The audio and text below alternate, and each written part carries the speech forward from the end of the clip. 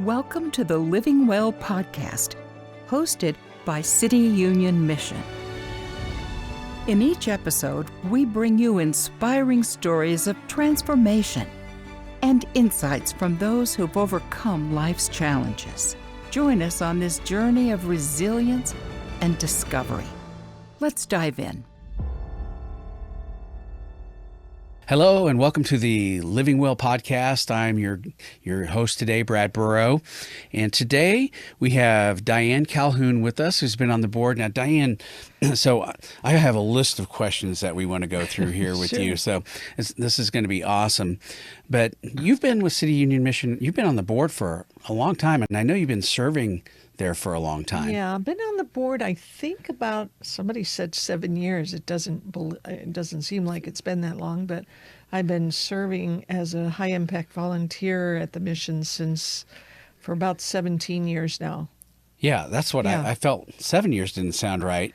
Yeah. So why do you remember back when you first got involved with City Union Mission? Why did you say, yes, I do. want to do this? I'd been working with my husband for 20 years, from everything to presenting, to being the local IT, to moving from one office building to another, Yeah. to being a data entry queen or whatever. And our business was shifting as times change, and Joe wasn't speaking as much as he did. More of our work needed to be focused, for me anyway, sitting at a desk. And that I found very tedious. I hate sitting for hours at a time, sitting out. And so I was just, we were praying for a new person. In fact, you know who she is, our wonderful Della, who's been with us now 16 years. Shout out to Della. Oh, Yeah. my. She came into our life, and we knew she was the perfect fit the minute she walked in the door. And she loves to do the things that I did not like to do at all. I'm saying it mildly. So when she came in, it gave me a lot of freedom to ask Holy Spirit what he wanted me to do next. And we happened to meet with a manager. I can't remember all about him, but back then I met with him. We went out to lunch, and Beth, who's the granddaughter of one of the co-founders of City Union Mission, she was still working back then. And I told her I was praying about where God would have me next. So she says, well, you can help me at the men's center with work therapy. And I said, okay, I'll give it a try. And then I got a call from the program director at the family center, or he called Beth and said, I really need somebody to help me to teach. I'd like to eventually turn it over.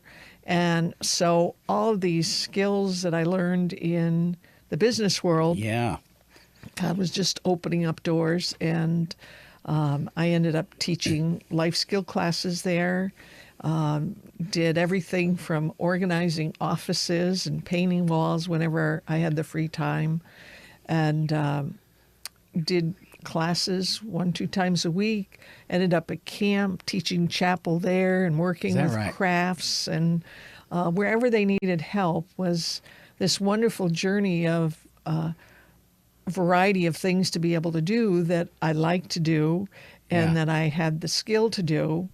And I just stayed there, and then it worked over to the family center. There's the family center, the shelter side. Then I do most of the work with the New Life program. And we have a separate building for ladies and their kids, and sometimes husbands, that want to go from the shelter to really get change in their life. And they get vetted for a few months, and then they go over to the New Life program, where it's quite stricter. They have pretty tough classes at times. They go from everywhere to family parenting to addiction to and our main goal is, can we get them to where they would accept Christ and eventually get a job, get a housing, and move on in their lives, get a church that they're established in, and they begin a new life, a transformational life. That's Yeah. our goal on all the shelters. Some of the stories that we've been involved with, hearing the transformation, a lady with a daughter that they were living in the car, addiction, and their lives are completely turned around. I mean, she's like a completely different person. It's really amazing. One of the things I've always thought about City Union Mission is they're so good at really addressing the core root of the problem that people are having, and that's a life without Christ. That's right. And that changes their lives. And can you comment on that? I mean, that's got to be, that's the number one thing, right? Yes, and it's the thing that keeps me going to come back year after year, because I get to experience a lot of those transformations. Some of them are really hard. It breaks your heart when they leave. But Dan Doty said to me one time, too, I was so brokenhearted. I just cried for 2 weeks when this one family left. I said, how do you deal with it? And he says, sometimes they just need to come back a few times because there's so much heartbreak in their own lives. They're wounded and they're beaten down from life or their family, and it's generational things that happen from one to another. But when they come and you have those opportunities to see a breakthrough, it just gives you hope that, even for me personally, that my life is purposeful for their sake. And we all need to have something like that in our lives to know that we're making a difference in someone's life. That's got to be pretty fulfilling, seeing, because you're on the front lines of people in their worst moment, probably in their whole life, or very close to it, and having them come into the mission and be loved, be fed. I always said it's like Jesus did. He met a physical need, then he met a spiritual need after that. That's got to be a neat thing to see and be a part of. Oh, it's unbelievable. I had this one gal that I think about when I first started working there. She had been, just tell her story a little bit. She came in very angry, very bitter. She had hoped that the people that had helped her when she was down and out would reach out and help her. She'd become a truck driver because she wanted to be tough and not hurt anymore. Her mom would lock her in a closet when she'd have a new boyfriend. She'd drop her off. Mom would drop her off at school, and she'd have cuts on her face and everything. And finally, at 17, she said, I'm not going to do this anymore. Wow. So she went on her own. She got her own cab. She was doing well with work, but she got laid off, and then no one to turn to, and she ended up at the mission. And she was very angry at everybody and hard, and she didn't need to be there, she would say. And I remember her walking into my class. There were about eight or 10 people in this one class I was teaching. And I go up to her to give her a hug. I'm sorry, I'm Italian. I'm a hugger. Yeah. And I go to hug her, and she puts out her hand, Is that right? just like that, right in front of my chest, says, I don't do hugs. So I went, okay. And I sat down, and, I learned I've got to be sensitive to that, because you never know, even touching somebody when they've been abused is very scary for them. Yeah, right. So about 3 months later, I started, as she was going through the classes, she started to soften up a little bit. And I was teaching language of apology, and how do you handle an apology if you need to. And I was just starting to give an example. And she said, Miss Diane, wait, I hate to interrupt you, but I got to do this. Well, she comes over. I might cry just thinking about this. Yeah. And she said, remember that time I pushed you away? Yeah. And I knew that hurt you. Would you forgive me? Oh, my gosh. Well, we both cried. We both hugged each other. She had a wonderful voice. She ended up also singing at a church, and we went to celebrate her and cheer her on. Right? And when it was time for her to leave, she got a good job. She got an apartment, and I recruited my husband to find a nice bedroom set for her and a mattress, and we were able to deliver that to her new apartment. Yes. And it was, I think, last year, this was several years ago, But last year she called and talked to me soon, who's our program director at the Family Center, and said, I just want to thank you for the time and believing in me and loving me through that tough time. Wow. You know, to see those places where they're, in ways, new ways are paying it forward. Yeah. You know, I have another gal that, is it all right to share? Yeah. That's awesome. I met her when her son had just turned 4. She came from California to move here, and she lived with her sister for a short time, but that didn't work out. And she decided she wanted to take some time to say, what's wrong with me? If you knew her past, you would know all the heartache to have a drug addict and alcoholic parent.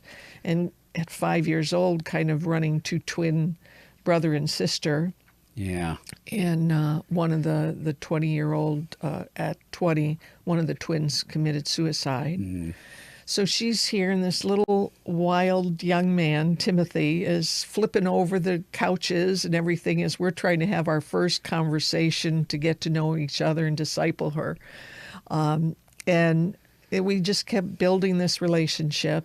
And I got to see her and help her move into a new apartment. And then she was tired of that and bought her own little house. And last year, Timothy had his 13-year-old birthday with all the kids from church. She's well established in her church, and to see her just in leadership, organizing all the kids with their, what do you call those guns? Nerf guns, running around the yard in her own home. And which makes it even better is the gal that I'm discipling now, our goal is to disciple them until they find a discipler at their church, so we can help them grow when they leave the mission, that they would have someone by their side to have a new church family. It's LaDonna, and I know she doesn't mind. Is that right? She has paid it forward, and now she's my discipler's discipler. That's amazing. Or my disciplee's discipler.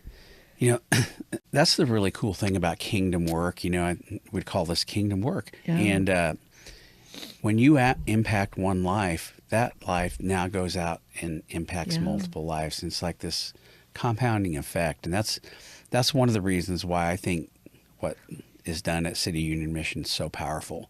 Because you could be changing the course of generations. That's right. So really exciting. Well, a lot of times the ladies and the guys, they come in and they're still adult children because they've never learned the skills, whether it's money management, whether it's parenting, whether it's handling emotions in a healthy way. And many of them have never known about Christ. I know I hear stories of ladies that have come through that their grandma took them to church. Yeah. And they can remember a few scriptures from that.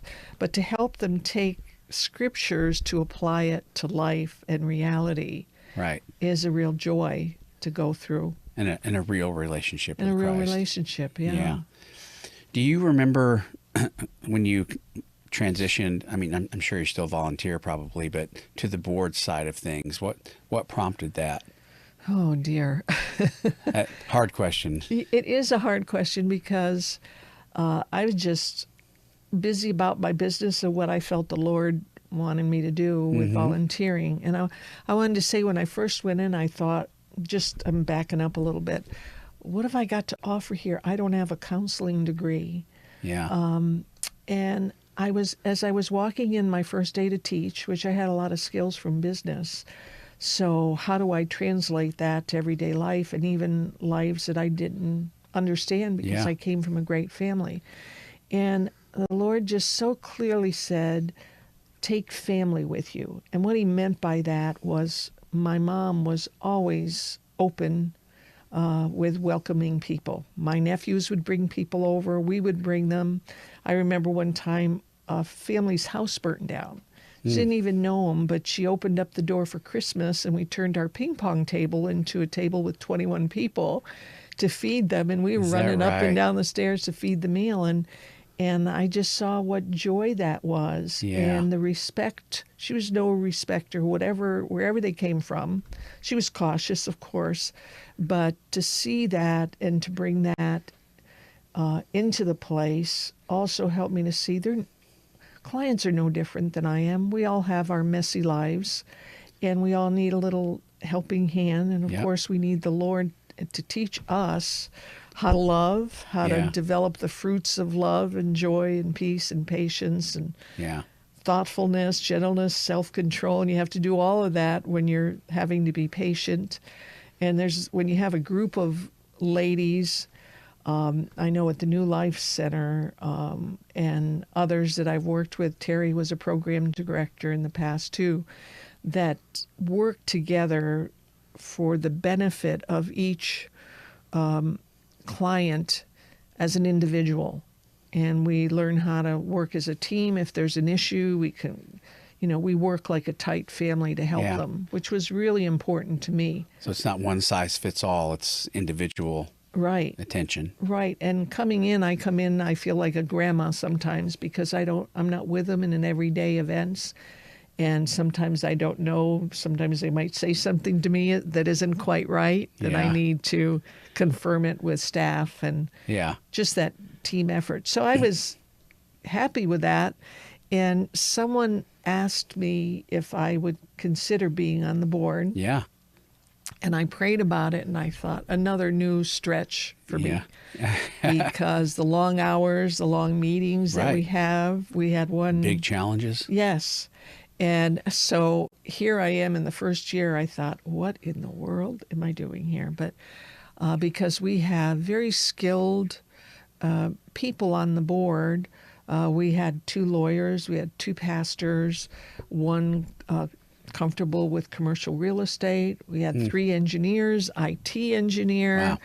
And I think they wanted me to be part of the board because of business and also my interaction with the individuals, for staff and for employee and for the clients. Yeah. The other thing the Lord wanted me to do when I moved in, he says, I want you to serve the servants.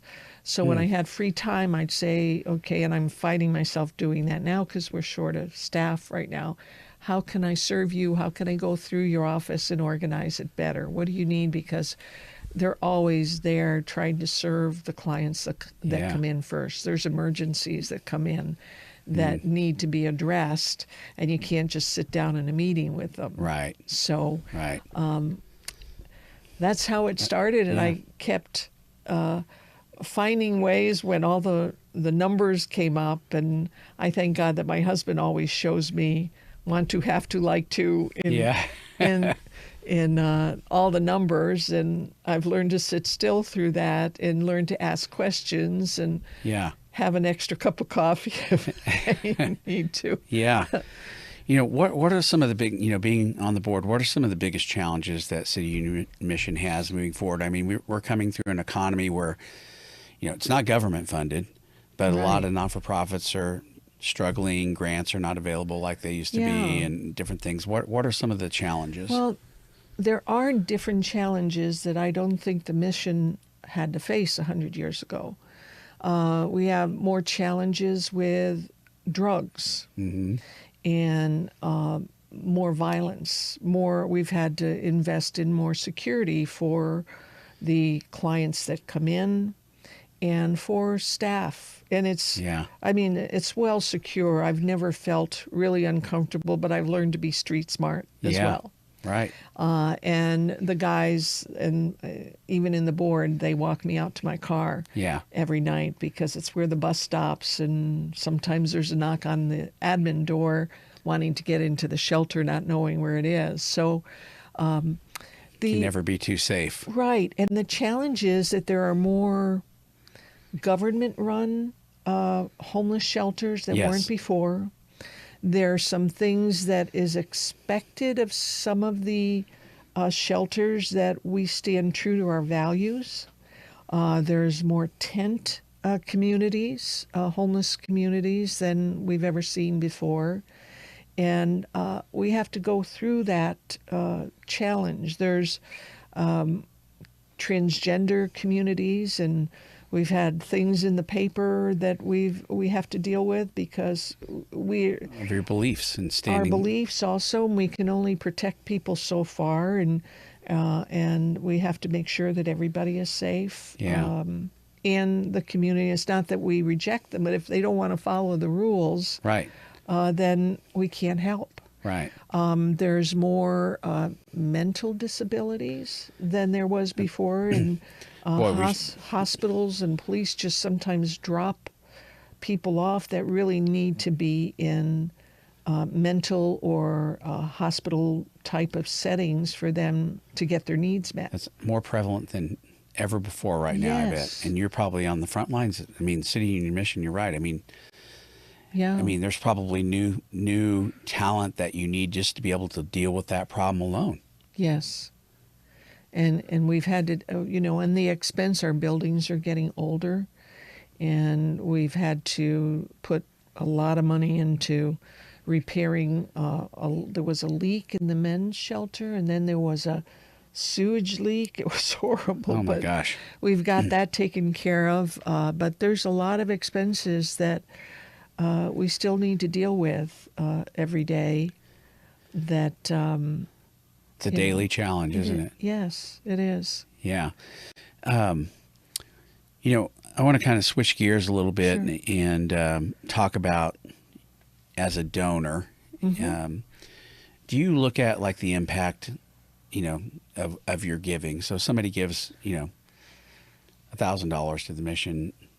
What's the impact of that going to be? I mean, do you think about that side of it? Oh, awesome. Many times I do, because people don't realize how much it costs just to keep the electricity on. Yeah, it's a big and an facility. aging And building. And we have a community assistance building. We have several. We have a storage building as food comes in and gets donated and clothes.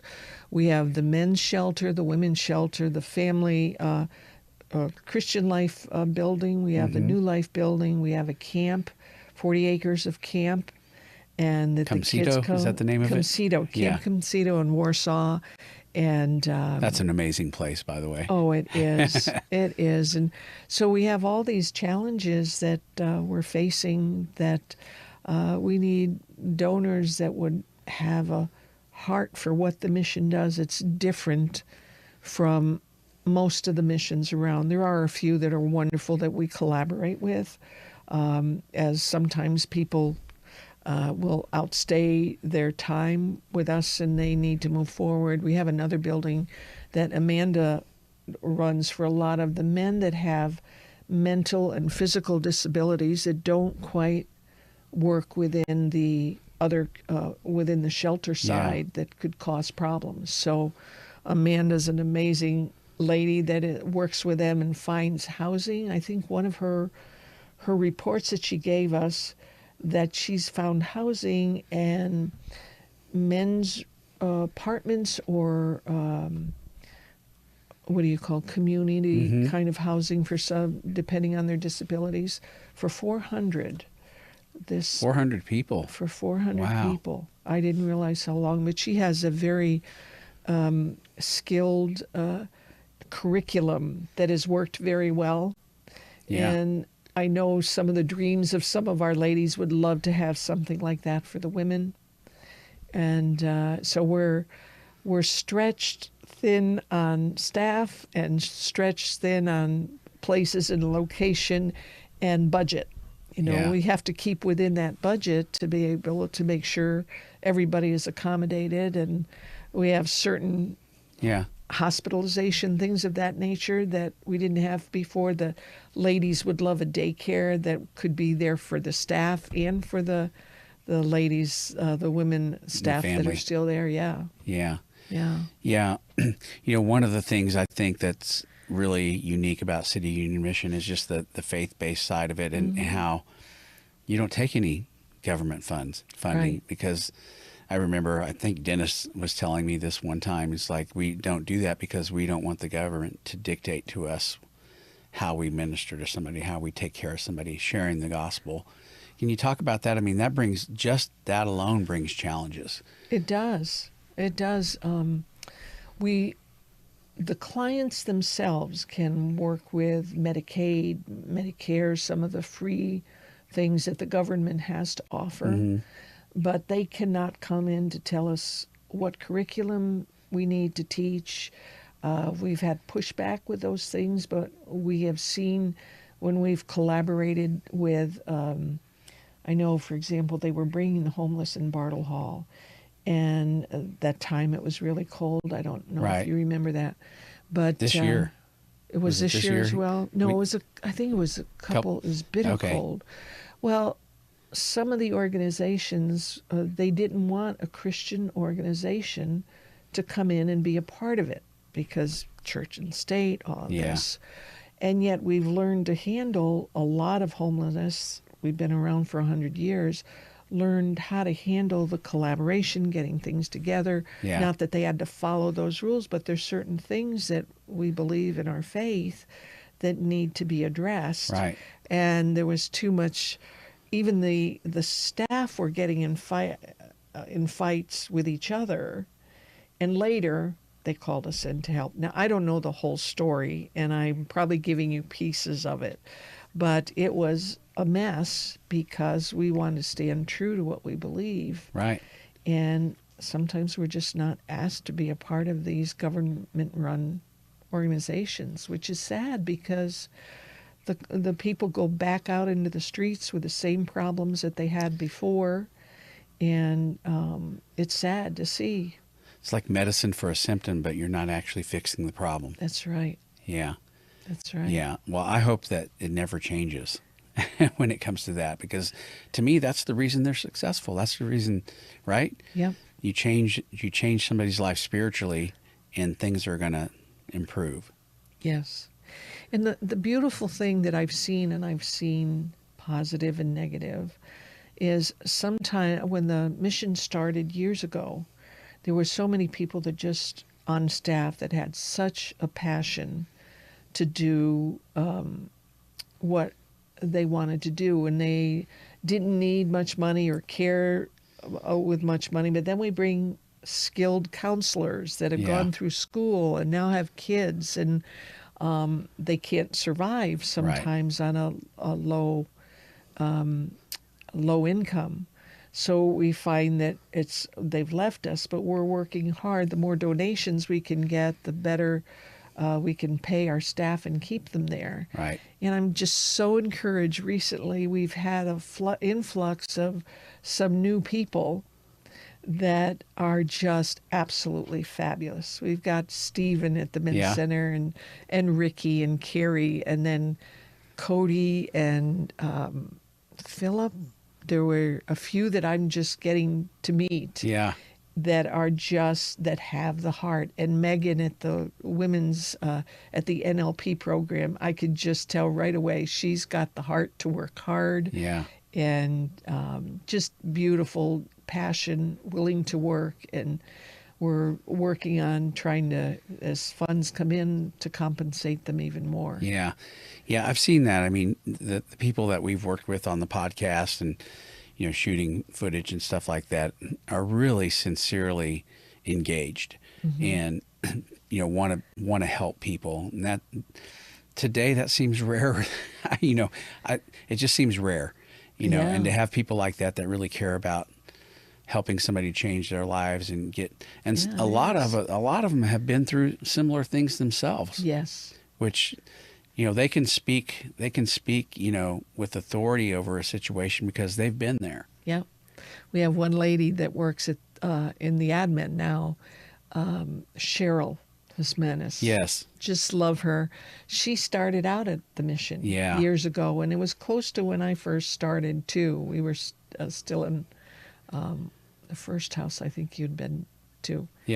And she then went to Michigan, started a rescue center there, came back here wanting to be part of her family, and she just has that joy. She works with the volunteers, takes us people on tour.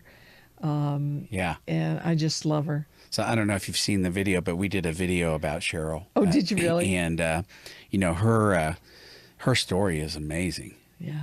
I mean, just what she went through, and how God's restored her, Yeah. and the challenges she went through. Really, really an amazing story. So if you're watching the podcast, you need to go check that out. And I'm pretty sure it's Yeah. on the Facebook, on YouTube think I did probably, see it, yeah. but and there's some other great stories out there like that. But those are the stories that, Yeah. and the people that, they can relate to people coming in because they've been through similar things, and they can actually speak into somebody's life saying, "You're going to be okay." Yes. This is what happened to me.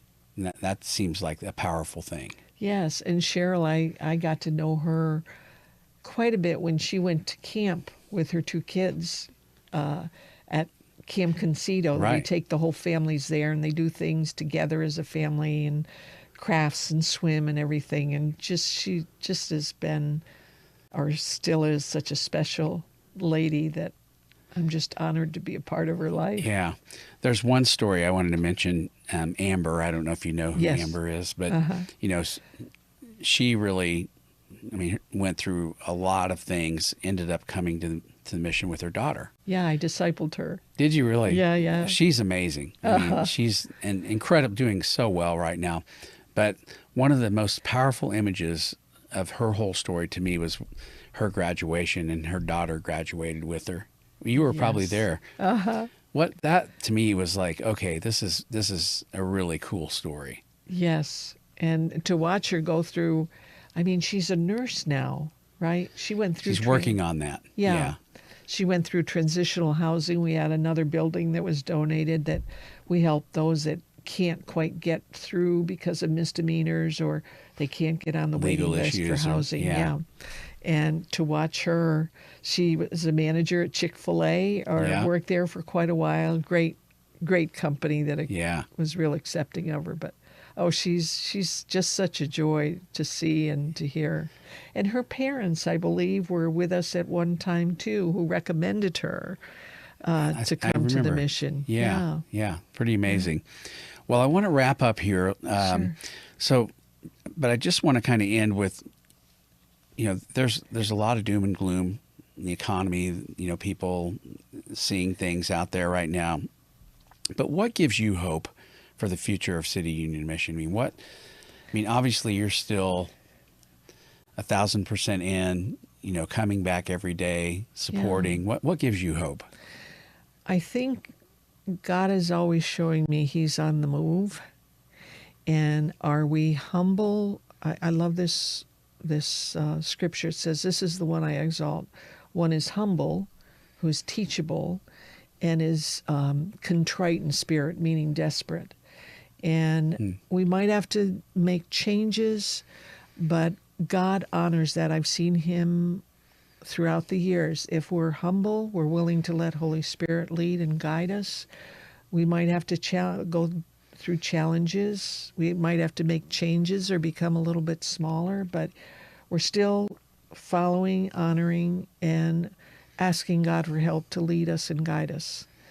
And so that gives me hope that whatever it looks like, He's about the mission. He started it years ago. Yeah. And He still remembers. He says to remember the homeless and the poor and the homeless. They'll always be among us. So as long as He is the leader and we keep focusing on His direction, then we're going to get through these tough times, and we're still going to be working one soul at a time to take them into the kingdom with us. Yeah. Last thing, what would you recommend if somebody wanted to get involved? It could be volunteering, it could be donating, it could be donating resources. How would they do that? They could call the office or go to our website and donate. And then there's a link also for volunteering. And I would ask each person that would want to volunteer or want to donate to say, that could be me. And if nobody reached out to me, how can I reach out to others? And the blessing that it says in Scripture, it's better to give than to receive. Mm-hmm. I get so much by giving my time, my money, my effort, my prayers. and the friendship and the camaraderie we have among even staff to help people grow. There's no paycheck that I can, and I'm fortunate, of course, that I can do this on a volunteer basis with our business, but there's something so rich in giving, and God says, give and you'll receive, pressed down, shaken together, and running over. And it's all of those things. The real test is when we need to open our checkbook. Yeah. And Holy Spirit saying, I want you to give a little bit more. I want you to stretch a little bit more. But this is going to a changed life who never knew family. And I'm changing the life of this mother to change the life of this child, to change the life to this baby and future generations. What could be a greater gift than that? Nothing. That's awesome. Mm-hmm. Well, Diane, thank you so much for being on the podcast. My pleasure. I knew this would be great because I knew that you'd have some insights that are really important for people to hear. So thank you for being on. My pleasure. All right, so this is the Living Well podcast. Be sure to share this with your network, like it, repost it, do all those things so that we can get the word out about what is happening at City Union Mission and the needs and the lives being changed. There's a lot more content that's going to be coming, so keep your eye out and subscribe so that you know when that content comes out. And maybe we'll have you back next year and we can talk about, man, that was an incredible year, right? Be great. All right. Thank you for joining us, and we'll see you next time. Thanks for tuning in to The Living Well. Be sure to subscribe on YouTube, Spotify, or Apple Podcasts. Follow us on social media for even more inspiration. Want to join our mission? Visit cityunionmission.org. Stay inspired, and we'll catch you next time.